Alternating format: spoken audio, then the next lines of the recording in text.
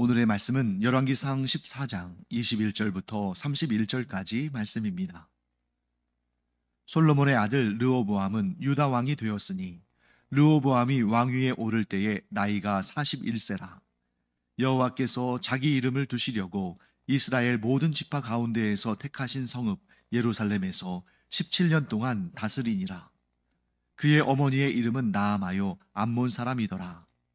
유다가 여호와 보시기에 악을 행하되 그의 조상들이 행한 모든 일보다 뛰어나게 하여 그 범한 죄로 여호와를 노엽게 하였으니 이는 그들도 산 위에와 모든 푸른 나무 아래에 산당과 우상과 아세라상을 세웠음이라. 그 땅에 또 남색하는 자가 있었고 여호와께서 이스라엘 자손 앞에서 쫓아내신 국민의 모든 가증한 일을 무리가 본받아 행하였더라. 르호보암 왕 제5년에 애굽의 왕 시삭이 올라와서 예루살렘을 치고 여호와의 성전의 보물과 왕궁의 보물을 모두 빼앗고 또 솔로몬이 만든 금 방패를 다 빼앗은지라.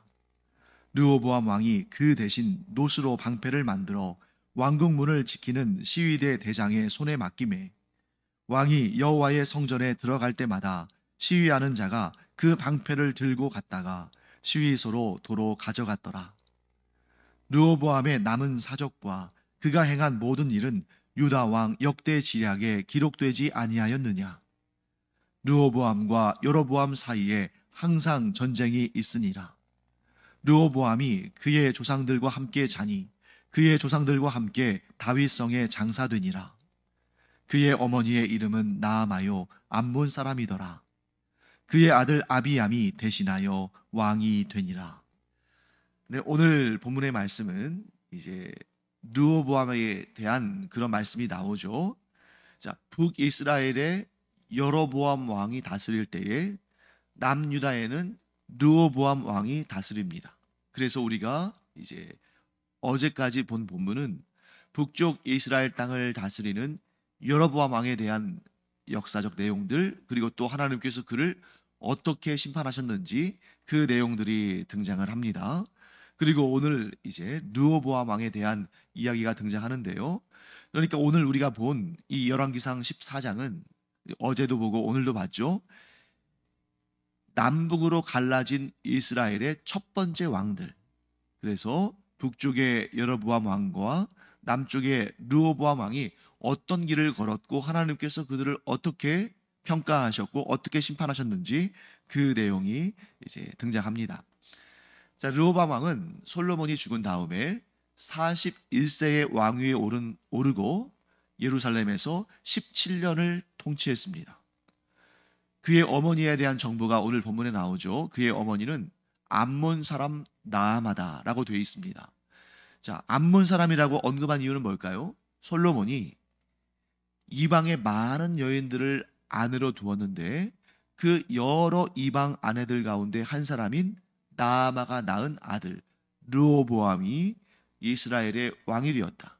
그런데 그때는 이스라엘 전체의 왕이 아니라 남쪽 유다 지파만의 왕이 된 것이죠. 자, 한번 생각해 보세요. 이 암몬 사람 나아마가 르호보암을 양육할 때 하나님을 경외하는 그러한 사람으로 양육했습니까? 아니죠. 물론 지금 이제 이 나아마 같은 경우에는 암몬 사람이지만 그래도 이스라엘 솔로몬 왕의 아내로 이제 이스라엘 땅에 살고 있었기 때문에 형식적으로는 여호와 하나님을 섬겼을 겁니다. 뭐 예를 들면 유월절, 또 뭐 맥주절, 초막절 이런 절기에 여호와 하나님 앞에 나가서 제사 드리지 않았겠어요?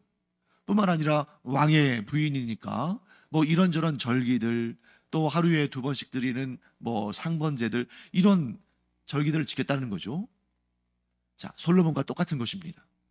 솔로몬은 자신은 하나님을 경외하고 하나님을 섬긴다고 했지만 대신 그 아내들을 봐서 또 그 아내들의 본국을 봐서 그런 외교적인 그러한 수단으로 우상을 형식적으로 섬긴다고 생각했겠지만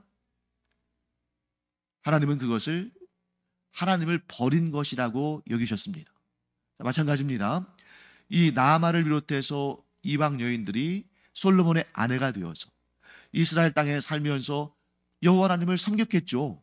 그들은 나름대로 이 왕의 아내로서, 왕비로서의 그 책임을 다했다고 생각했을 겁니다. 하지만 그 여인들이 자신들이 고국에서 섬기던 우상신들을 버리지 않았기 때문에 그들이 성전에 와서 하나님을 경배하고 제사를 드리고 예배를 드려도 하나님께서 그들이 하나님을 섬기는 사람이라고 인정해 주지 않으신 거예요.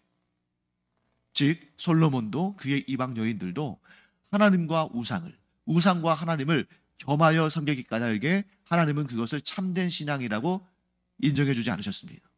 당연히 르호보암도 어떻게 했어요? 그 솔로몬과 나아마 사이에서 그거 보고 듣고 배우고 자라지 않았겠습니까? 아, 저래도 되는구나. 하나님도 섬기고 우상도 섬기고 그러면 양쪽으로부터 다 복을 받겠지. 그런데 그 생각은 완전히 잘못된 것입니다. 왜요? 우상은 전혀 복을 줄 수 없는 그러한 물질일 뿐이고 하나님은 하나님과 우상을 겸하여 섬기는 것을 하나님을 섬기는 것으로 여겨주지 않으시니까. 그 하나님께도 버림을 받고 우상에게는 아무런 유익도 얻지 못한, 우상에게는 돈만 쓰는 거죠. 우상 앞에 얼마나 많은 재물을 바쳤겠어요? 다 헛수고 아닙니까? 그런데 그 일 때문에 하나님으로부터 받는 복도 다 받지 못하고 오히려 심판을 받고 너무나 안타까운 일입니다.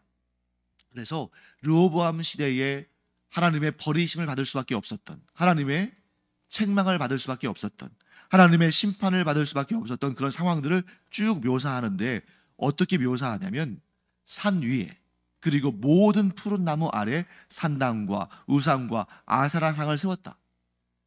여러분 이것은 좀 과장된 표현이긴 하죠. 자, 아무리 이스라엘의 이 남유다 왕국에 나무가 적었다 할지라도 그 나무 아래 어떻게 다 우상과 아세라상을 세웠겠어요? 상징적으로 뭘 표현하는 것입니까? 우상을 세울 만한, 산당을 세울 만한 곳이라면 가리지 않고 전부 거기에 산당을 세우고 우상을 세워서 이 유다 왕국 곳곳에 하나님을 대적하는 그러한 가증한 물건들이 세워졌다 하는 것을 설명하는 것이죠. 또 한 가지, 이 시대에 하나님을 경외하지 않는 사람들이 무엇을 했는지를 아주 단적으로 보여주는 그러한 예가 나오죠. 르호보암 시대에 무엇이 있었다고 기록되어 있습니까? 남색이 있었다. 24절 말씀 보시면 그 땅에 또 남색하는 자가 있었다. 여러분 이 르호보암 시대에 하나님을 대적하는 범죄가 어디 한두 가지겠어요? 얼마나 많았겠습니까? 자, 그 중에 우상을 세운 일과 산당과 우상을 세운 일과 함께 언급하는 내용이 뭡니까? 남색. 남색은 뭐겠습니까? 남자와 더불어 그런 가증한 일을 하는 거죠. 왜 이것을 보여주는가? 자, 우리는 보통 이런 뭐 동성애나 뭐 이런 남색이죠. 이런 것들이 최악의 죄라고 생각합니다만 지난번에 제가 로마서를 강의할 때도 말씀드렸습니다만 최악의 죄라는 없다. 모든 것이 다 죄일 뿐이다. 그런데 최악의 죄는 없지만 대표적인 죄는 있다. 이렇게 말씀드렸어요. 그러니까 살인죄가 최악의 죄다. 그러면 최악의 죄라고 그렇게 살인죄를 정의하는 순간 도둑질, 거짓말, 뭐 사기, 폭행 이런 것들은 그 살인죄라는 그 거대한 최악의 죄 뒤에 숨어서 상대적으로 의롭다고 말할 수 있잖아요. 그렇기 때문에 우리는 무엇인가 최악의 죄를 설정해 놓고 그것만 막 표적을 삼아서 비판하고 다른 죄를 짓는 것에 대해서는 상대적으로 좀 이런 건 괜찮지 않나? 하고 이렇게 쉽게 여기서는 안 된다는 겁니다. 그런데 남색이 최악의 죄였기 때문에 소개하는 것이 아니라 이것이 그 당시를 설명하는 대표적인 죄였기 때문에 설명하는 것입니다. 왜 남색이 그 르호보암 시대를 대표하는 죄였냐면 이 남색은 다른 말로 하면 뭐냐면 우상 숭배하는 사람들이 대표적으로 행하는 악이었던 거예요. 자, 남색하는 자들이 있었다는 것은 다르게 표현하면 뭐라고 표현할 수 있냐면 율법이 처절하게 망가졌다. 율법을 철저하게 지키지 않았다. 이런 표현입니다. 왜냐하면 자, 율법에는 어떤 규정이 있냐면 남색하는 자는 다 죽여라. 자, 왜 남색하는 자들을 다 죽이게 했을까요? 자, 여러분 남색이 단지 성적인 취향이라면 하나님께서 분명히 그것을 하나님의 질서를 파괴하는 것에 대한 그런 하나님의 그 어떤 심판이나 징계나 경고가 있었을 겁니다. 그런데 남색은 그러한 하나님의 질서를 파괴하는 것으로만 그치는 것이 아니라 우상 숭배하는 사람들이 행하는 악이었어요. 그래서 성경에는, 특히 율법에는 남색하는 자를 죽이도록 한 것은 그것이 우상 숭배의 대표적인 표현이었기 때문입니다. 그래서 우상을 섬기는 신전과 하나님의 성전은 아주 큰 차이가 있었는데, 하나님의 성전에는 우리가 지난번에 이제 이 성전의 어떤 구조 이런 것에 대해서 이 솔로몬 왕 때 성전을 세울 때 그 내용 배웠습니다만, 성전 건물은 성전 건물만 있는 것이 아니라 그 성전 건물에는 성소와 지성소가 있었죠. 그 성전을 삥 둘러서 다락들과 골방들이 있었다, 이렇게 설명되어 있었는데, 그 다락들과 골방들의 용도는 뭐냐면 하나님을 섬기는 제사장들, 레위인들, 이런 사람들이 하나님을 섬기기 위해서 대기하고 있거나 준비하거나 하나님을 섬기는 물품들을 보관하는 장소입니다. 그런데 우상 신전에도 그 비슷하게 골방들이, 다락들과 골방들이 많이 있어요. 그런데 이 다락들과 골방들은 하나님을 섬기기 위해서 경건하게 준비되어지는 그런 공간이 아니라 남색하는 자들과 여색하는 자들, 즉 성적으로 그러한 문란한 행위들을 하는 사람들이 그 방을 차지하고 있고, 말로는 제사장, 말로는 거룩한 사람들, 이렇게 표현하지만 전부 그렇게 성적인 그런 행위들을 통해서 백성들을 미혹하는 그러한 장소였던 것입니다. 자, 그러면 왜 그런 성적으로 미혹하는 장소들이 있었는가? 그 우상을 섬기는 사람들의 관점은 그렇게 우상의 제사장들과 또 우상을 섬기러 온 사람들이 그런 성적인 행위를 자극적으로 하면 할수록 그것이 우상들을 충동시켜서 그 우상들로부터 많은 복과 많은 좋은 것들을 얻을 수 있다고 본 거예요. 아주 좀 민망스러운 내용입니다만 그것이 이 우상 섬기는 사람들의 그들이 만든 신화에 그대로 담겨 있습니다.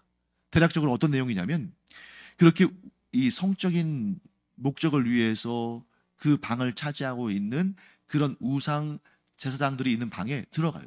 그런데 자극적일수록 좋기 때문에 남자는 남자 제사장, 여자는 여자 제사장, 이렇게 들어가는 경우가 대부분입니다. 거기서 성적인 행위들이 이루어지면 그 모습을 보고 우상신들이 흥분해서 그들도 성적인 관계를 갖고 거기에서 열매를 맺는다는 거예요. 그 열매를 맺어서 그것이 무엇으로 그들에게 주어지냐면, 자, 결실, 뭐예요?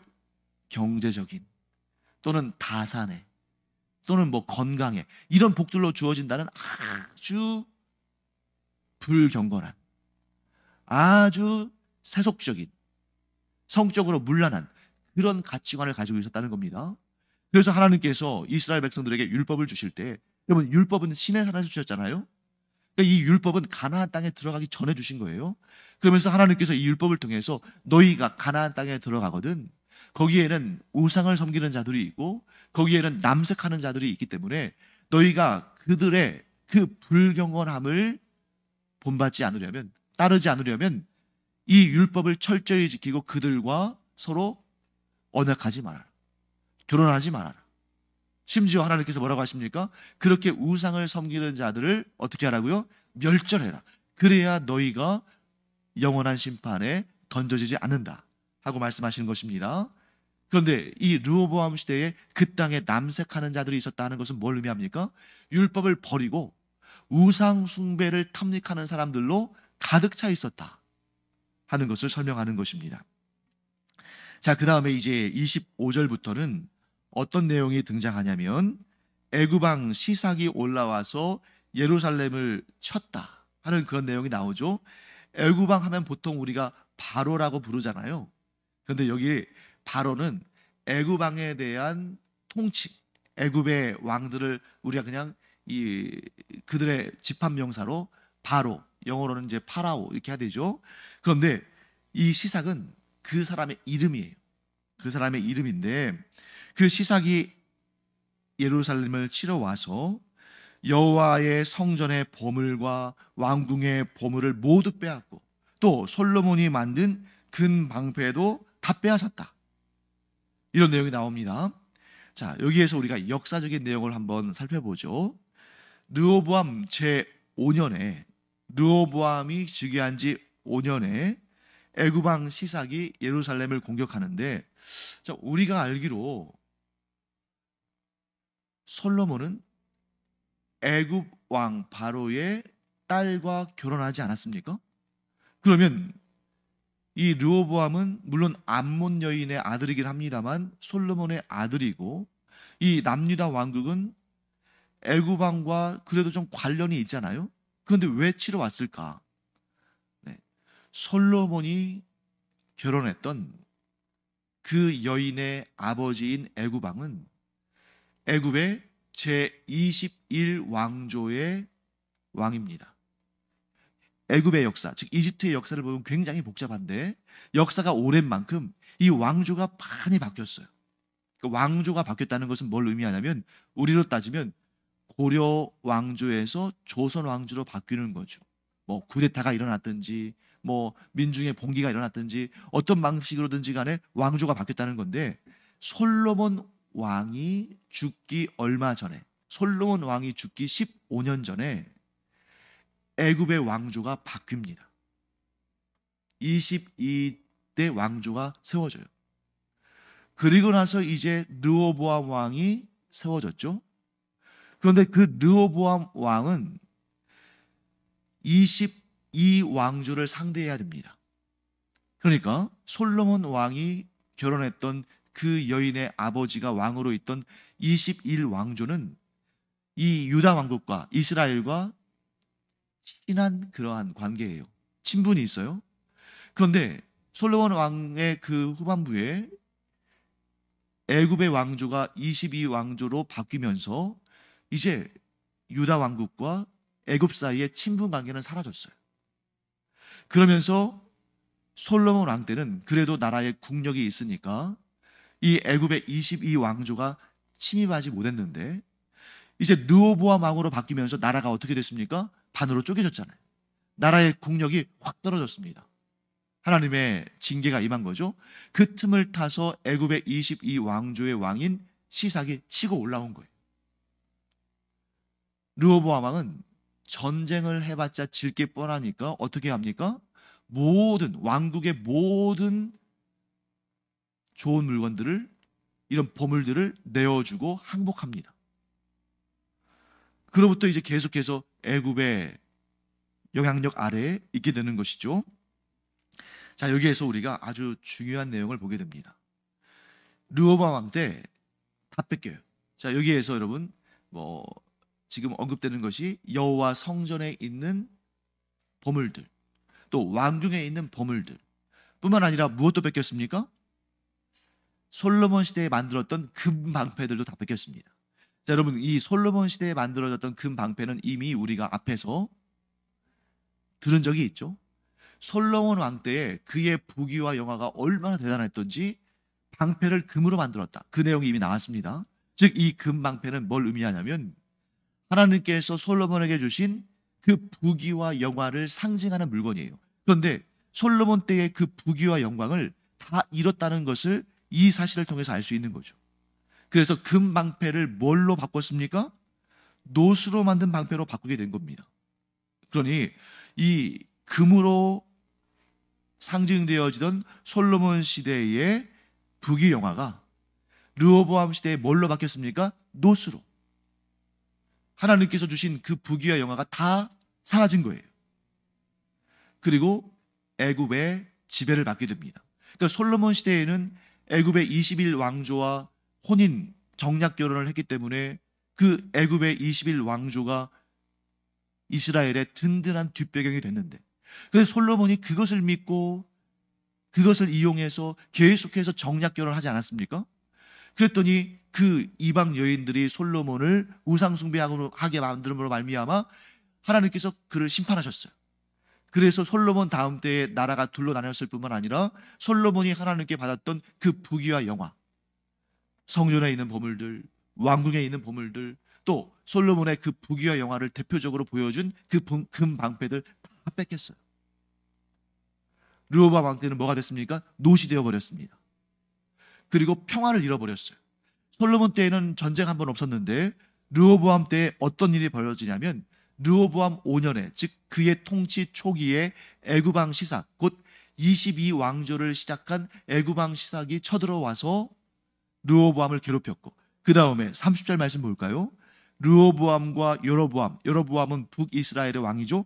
르호보암과 여로보암 사이에 항상 전쟁이 있습니다. 계속 전쟁을 했습니다. 말씀을 좀 마무리하겠습니다. 르호보암 시대를 어떻게 정의할 수 있냐면 이렇게 정의할 수 있겠어요. 평화가 깨어진 시대. 애굽왕 시삭이 올라와서 그 나라를 공격하고 탈취하고 솔로몬 시대에 쌓아놓았던 그 부귀와 영화를 다 뺏어갔죠. 또 르호보암과 북쪽 이스라엘의 여로보암 왕 사이에 항상 전쟁이 있었고, 르호보암 시대를 한마디로 정의하면 무엇입니까? 평화가 깨어진 시대다. 르호보암 시대는 평화가 깨어진 시대다. 그리고 이 시대는 르호보암과 남쪽 유다 왕국의 왕인 르호보암과 북쪽 이스라엘 왕국의 왕인 여로보암 사이에 계속 전쟁이 있었다고 했잖아요. 악인들끼리 서로 싸우고 다투는 시대였다. 여러분, 전쟁이 일어난다면 당연히 그 전쟁에서 승리하는 것이 당연한 목적이 되겠죠. 하지만 가장 좋은 것은 무엇입니까? 전쟁이 없는 평화의 시대를 사는 것이 가장 복되고 가장 좋은 일 아니겠습니까? 여기에서 우리가 분명히 알아야 할 사실이 있습니다. 평화는 하나님이 주시는 것이다. 평화는 하나님께서 하나님을 경외하는 자들에게 주시는 하나님의 선물이다. 아무리 나라가 강해도, 아무리 나라가 부유해도 전쟁을 하면 고통스러울 수밖에 없지 않습니까? 내가 승리하는 것이, 우리나라가 승리하는 것이 당연하다 할지라도 일단 전쟁을 하면 사람이 죽고 경제적으로 파탄이 나고 이런저런 어려움이 생기는 건 당연하잖아요. 전쟁을 하는 것보다 평화의 시대를 사는 것이 더 아름답고 복된 것인데, 평화는 하나님께서 하나님을 경외하는 자들에게 주시는 선물이다. 그런데 세상은 그걸 인정하려 하지 않아요. 그래서 어떻게 하냐면 평화를 돈을 주고 살려고 합니다. 그래서 돈을 많이 벌면 내 삶에 평화가 임할 거라고 생각해요. 나라에 돈이 많으면 평화를 지킬 수 있을 거라고 생각합니다. 그런데 그렇지가 않아요. 왜? 평화는 하나님이 주시는 것이니까. 또 어떤 경우는 평화를 외교를 통해서, 타협을 통해서, 협상을 통해서 얻으려고 합니다. 또 어떤 경우는 강력한 힘, 강력한 군사력으로 평화를 쟁취하려고 합니다. 그런데 그런 것들이 다 헛수고예요. 왜? 평화는 하나님이 주시는 선물이니까. 그런데 이 선물은 여러분 한번 생각해 보세요. 선물을 아무한테나 줍니까? 얄밉고 자기에게 잘못하는 사람에게 선물을 줘요? 그렇지 않잖아요. 선물은 자기가 좋아하는 자에게, 자기에게 잘하는 자에게 주는 거잖아요. 그렇기 때문에 하나님은 아무에게나 평화를 주시는 것이 아니라 하나님을 경외하는 자에게 평화를 주신다. 그러므로 여러분, 우리가 평화를 이루기 위해서 세상 사람들과 다른 방식을 취해야 됩니다. 세상 사람들은 어떻게 평화를 얻으려 한다고요? 돈으로 사려 하거나 협상을 통해서 얻으려 하거나 혹은 힘으로 쟁취하려고 하거나 그렇게 하는데, 우리는 그렇게 해서는 평화를 얻을 수 없다는 걸 알아야 됩니다. 평화는 오직 하나님께서 주시는 것이고, 그러므로 우리가 하나님을 경외하고 하나님 보시기에 정직하고 하나님의 말씀에 순종하는, 그래서 하나님의 마음에 합한 자가 되면 하나님은 그에게 진정한 평화를 선물로 주신다. 그걸 우리가 꼭 기억하기 바랍니다. 그래서 하나님을 기쁘시게 함으로 말미암아 우리의 상황은 결코 우리의 평화를 지켜줄 수 없는 그런 상황이지만, 왜냐하면 항상 이 세상에는 악이 있고 악인이 있고 사탄과 마귀들이 우리를 시험하고 세상은 우리를 미워하기 때문에 우리는 우리 힘으로 평화를 살 수도 없고 지킬 수도 없는 자들인데, 그런데 이때 우리가 정신을 바짝 차리고 하나님만 섬기며 하나님을 기쁘시게 하는 그러한 믿음과 순종의 삶을 산다면 하나님께서 반드시 우리에게 평화를 상으로 주신다. 꼭 기억하고 이 말씀을 따라 살아가는, 그래서 평화를 누리는 우리가 되기를 간절히 축원합니다. 기도하겠습니다. 하나님, 평화는 하나님께서 주신다는 것을 저희들이 분명히 깨닫게 됩니다.